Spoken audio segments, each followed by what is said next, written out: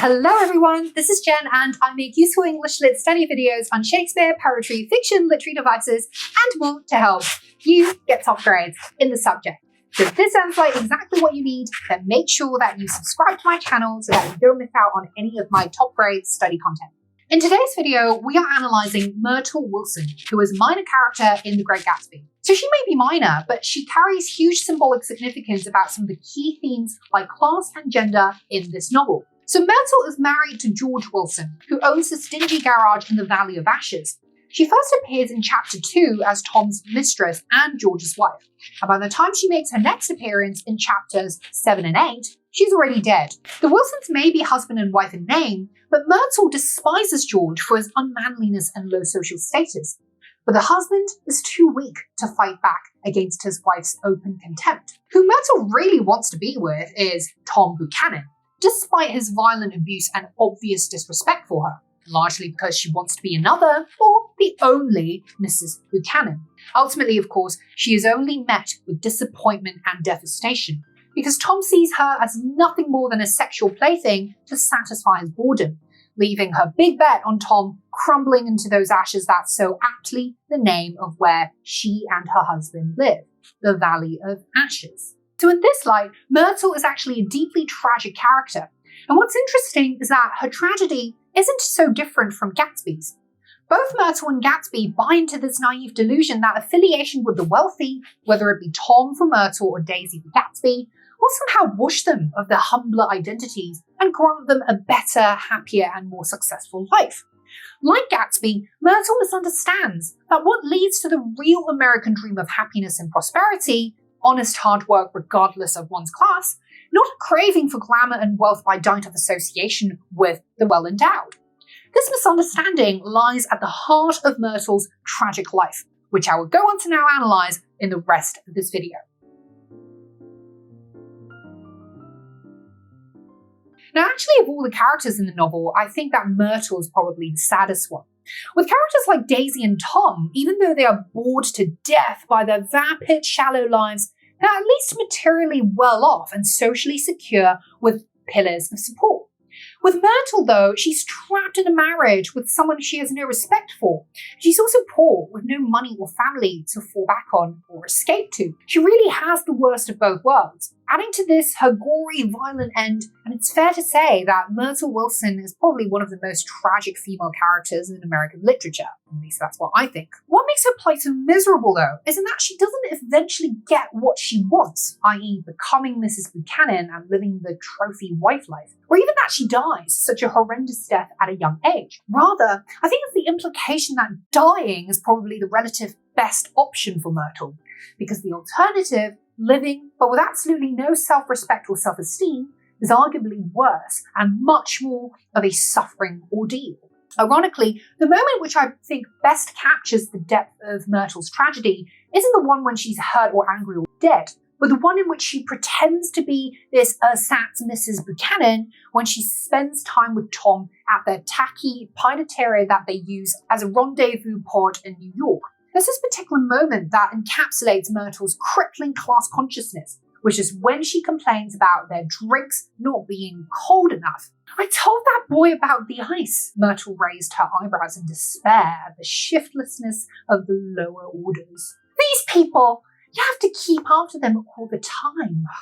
How ironic is it then that Myrtle, who shortly before arriving in New York to meet Tom on the train, out of all things, was still in her husband's rundown garage in the Valley of Ashes, and now here she's putting on a haughty air, trying to distance herself from the lower orders and complaining about the servant boy's ineptitude. Now, ridiculous and distasteful as Myrtle's remark may seem, this is the classic behaviour of someone who's deeply ashamed about their own identity. By kicking up a fuss about the boy not giving them enough ice, Myrtle is behaving in a way that she believes is upper class, and as such, separating herself from those in her own social class. The more ludicrous and frantic her posturing, though, the more we see the deep sense of shame and sadness that underlies it all, and possibly the deeper we as readers pity her.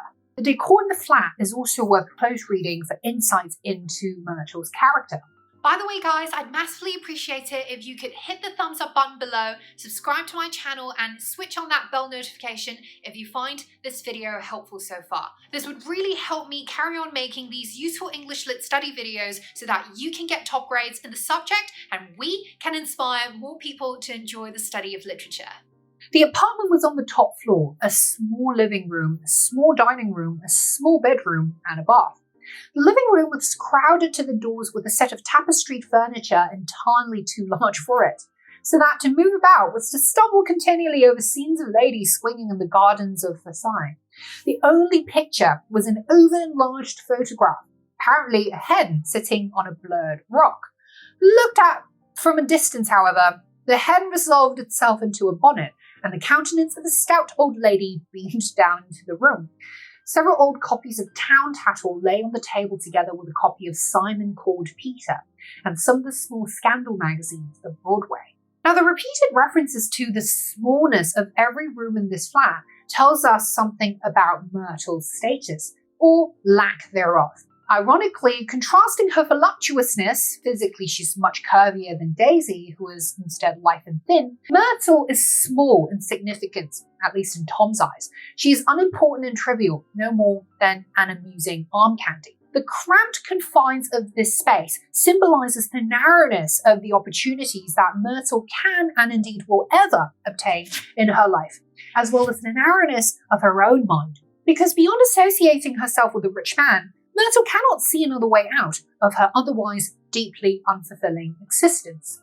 And precisely because the flat is so small, Myrtle's attempts at dicking it out with furniture and items that are too large, for example, the over-enlarged photograph of her mother, all of this makes for a tragicomic juxtaposition that speaks of her desire to fill shoes which are metaphorically too large for her, because of course, she can never really be a Mrs. Buchanan. Nick's scorn for Myrtle is suggested in his sarcastic reference to the party of people stumbling continually over scenes of ladies swinging in the garden of Versailles. And once again, irony is at play because Myrtle and the guests that she's invited, Catherine, her sister, and the McKees, are anything but aristocratic or cultured. Myrtle's vulgarity and utter lack of sophistication are reflected in the publications that she reads, as in the allusions to several old copies of Town Tattle and a copy of Simon Called Peter, and some of the small scandal magazines of Broadway.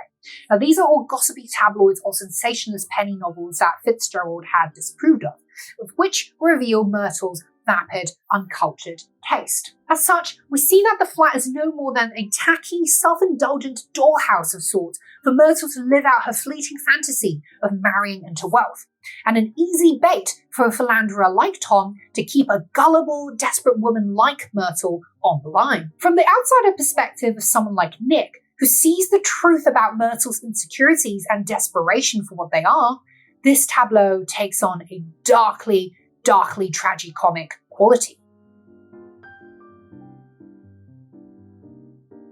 Finally, let's examine the portrayal of Myrtle's death in Chapter 7. Its driver hurried back to where Myrtle Wilson, her life violently extinguished, knelt in the road and mingled her thick dark blood with the dust. The first thing to point out here is just how brief the description about Myrtle's death is, as if this were just another death in the millions of deaths that happen every day, insignificant and quickly forgotten, like a speck of dust. This is consistent with our reading of the smallness of her flat with Tom, and the suggestion of her unimportance. There's also a deep poignancy in the observation of the mingling of her thick, dark blood with the dust. The notion of shedding blood brings to mind sacrifice, so there's a sense that Myrtle is a scapegoat, a woman who sacrifices at the cruel altar of wealthy, careless men who use and abuse them, only to then cast them aside, like an American version of Fantine in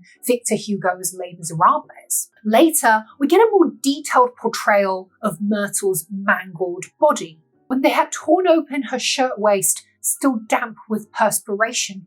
They saw that her left breast was swinging loose like a flap, and there was no need to listen for the heart beneath. The mouth was wide open and ripped a little at the corners, as though she had choked a little in giving up the tremendous vitality she had stored so long. The graphic intensity with which Myrtle's breast swinging loose like a flap is described here seems almost out of character with Fitzgerald's otherwise polished prose. Instead, it carries the quality of sensationalism that one would find in tabloids, which, as you recall, happens to be just the kind of publication that Myrtle prefers. The point here, however, is not the crudeness of the scene, but perhaps the cruelty in the men's assumption that there was no need to listen for the heart beneath. So one can extrapolate from this clinical judgment a more gendered insight, which is that men often decide on the basis of presumptuous power how women should be perceived by the broader society. Myrtle's mouth being wide open could be understood to symbolize the glaring hole that she feels even at the end of her life, which is a gap of unfulfilled desires and unattained dreams.